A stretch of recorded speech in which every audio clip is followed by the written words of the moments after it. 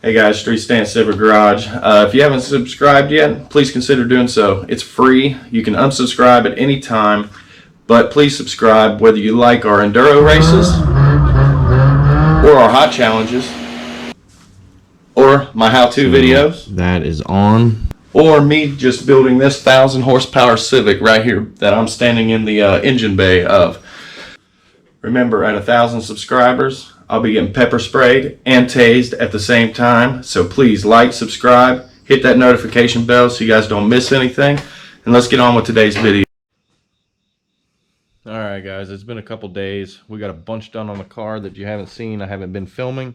So what I'm going to do is go over the car and then we're going to finish the video up with, we have our brand new PLM top mount manifold and our PLM up pipes and our brand new 44 mil tile wastegate, and we are going to put on our brand new Precision 6262 turbo.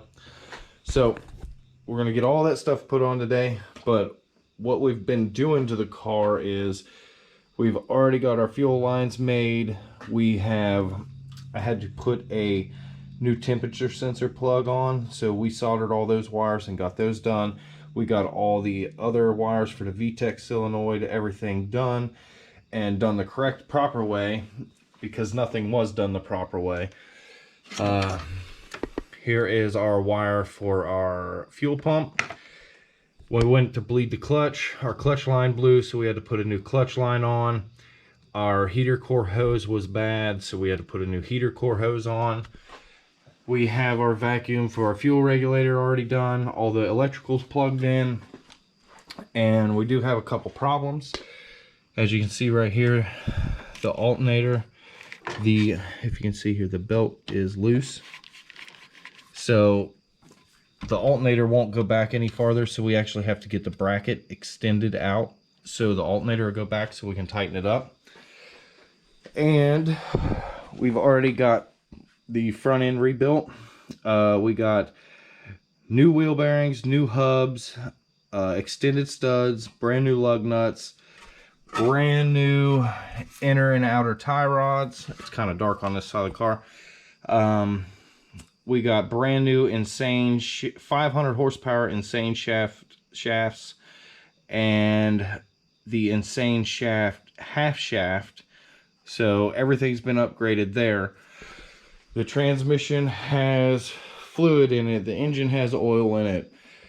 We have brand new plugs, brand new NGK blue wires, brand new rotor button. The cap we got didn't fit, so we're just going with the cap that we already had, which it ran fine. The car ran fine. There was nothing wrong with that.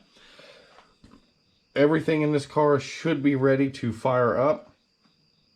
So we need to get our turbo, everything mounted, get our drain line made, and get our hole cut in the hood.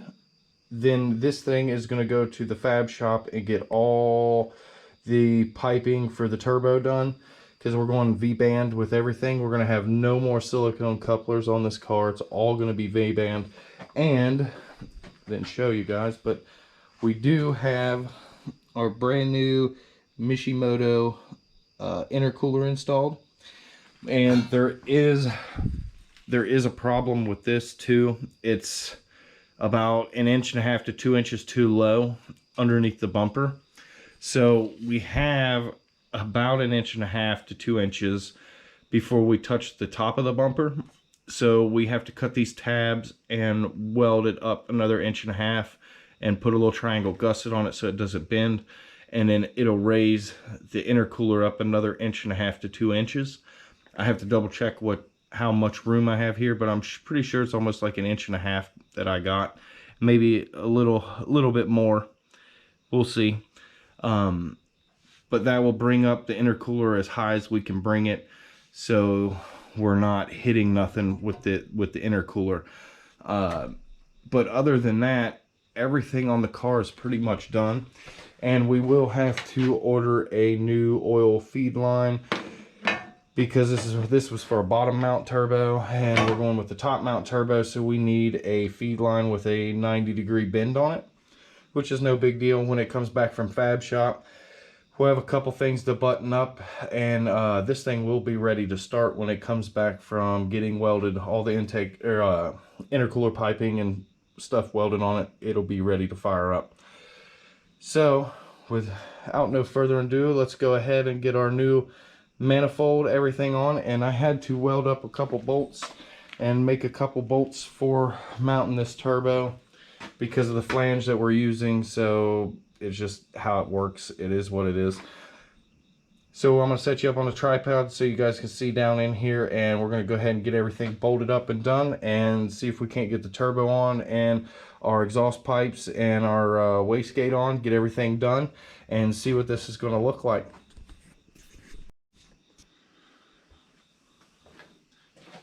Okay guys, and I don't know if I mentioned or not, we got brand new ball joints too. Everything, we tried to replace everything on the front end because the front end was pretty much bad on the car. Pretty much the whole car was bad. Everything needed replaced, so we got everything replaced on the car, so everything should be good to go.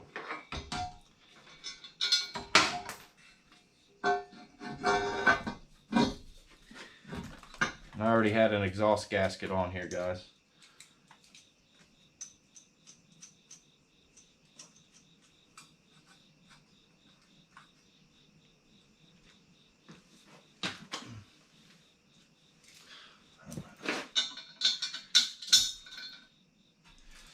That one came out, the other one wouldn't.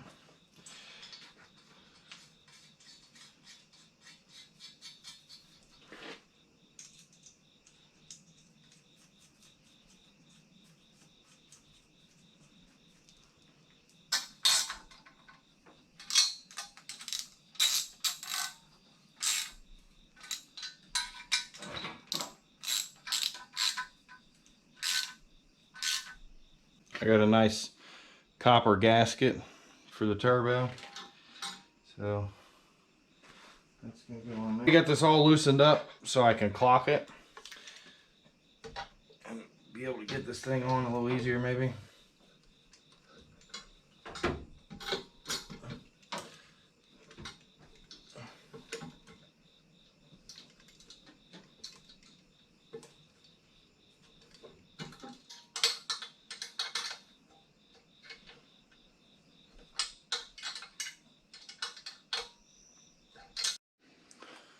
Alright guys, there it is, and I clocked the turbo down, so I just got to tighten up all the bolts on the turbo here and get one of these cinched down so it doesn't move on me.